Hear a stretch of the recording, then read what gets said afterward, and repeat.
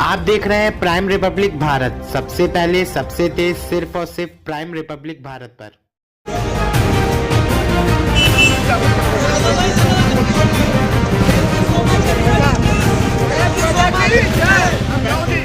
दिल्ली में भारतीय जनता पार्टी ने 27 साल बाद वापसी की और एक महिला चेहरे को सीएम बना दिया है। आज दोपहर 12:30 बजे दिल्ली में शपथ ग्रहण समारोह भी हो जाएगा। इससे पहले तमाम कयास लगाए जा रहे थे, लेकिन भाजपा ने शालीमार बाग से पहली बार विधायक चुनी गई रेखा गुप्ता को दिल्ली की नई मुख्यमंत्री के रूप में चुना। खास बात यह है कि दिल्ली बीजेपी की सरकार के दौरान पार्टी ने राज्य को दूसरी महिला मुख्यमंत्री दी है, पहली सुषमा स्वराज और दूसरी रेखा गुप्ता। इस एक दांव से भाजपा को दिल्ली में कई फायदे एक साथ हो गए हैं। इसलिए जानते हैं कि रेखा गुप्ता को सीएम बनाने के साथ भाजपा ने कितने समीकरण साधे। भारतीय जनता पार्टी ने रेखा गुप्ता को सीएम बनाने के साथ ही दिल्ली के महिला वोट बैंक को भी भविष्य के चुनावों के लिए साध लिया है। और न सिर्फ दिल्ली बल्कि इससे पूरे देश में जहां भी भाजपा की सरकार है वहां महिला वोटर्स पर इसका प्रभाव पड़ सकता है। दिल्ली के इस चुनाव में महिला वोटर्स का दबदबा रहा है। माना जा रहा है कि भाजपा ने महिला चेहरे को सीएम बनाकर दिल्ली की जनता के मन में ये विश्वास पैदा किया है कि महिलाओं से जुड़ी जितनी भी योजनाएं सरकार बनाएगी वो योजनाएं पूरी होंगी। केजरीवाल के खिलाफ काउंटर मूव।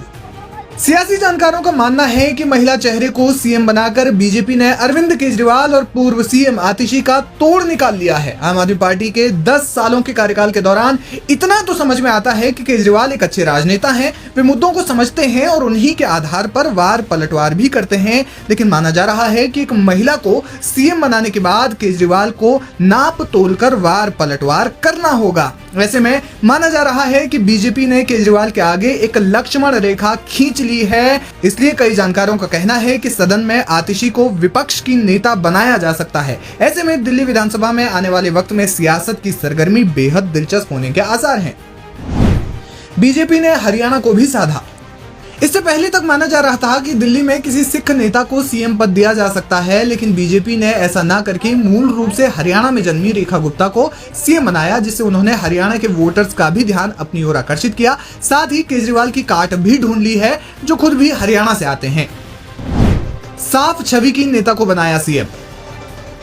बीजेपी ने रेखा गुप्ता को सीएम बनाने के साथ ये सारे समीकरण तो साध ही लिए हैं, लेकिन साथ ही पार्टी ने उन्हें राज्य की कमान सौंपी है जो राजनीति में कभी भी विवादों में नहीं रही। अपने भाषणों से वे चर्चा में रही है। खास बात यह है कि वे पहली बार विधायक चुनी गई हैं और पहली बार चुने जाने के साथ ही सीएम बन गई है। इसलिए एक तो नए युवाओं के लिए वे एक प्रेरणा स्रोत बन सकती हैं और दूसरा भाजपा की छवि को इससे बेहद फायदा मिलेगा, क्योंकि रेखा गुप्ता की छवि भी बेहद साफ है और वे कभी विवादों में नहीं रही है। वैश्य समुदाय को साधने की कोशिश।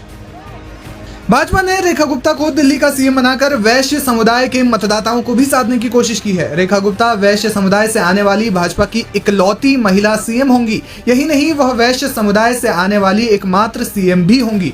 विश्लेषकों की माने तो रेखा गुप्ता को सीएम बनाकर भाजपा ने दिल्ली ही नहीं बल्कि पूरे देश के वैश्य समाज को साधने का प्रयास किया है। तो ये कुल मिलाकर इतने समीकरण थे जो बीजेपी ने साध लिए हैं।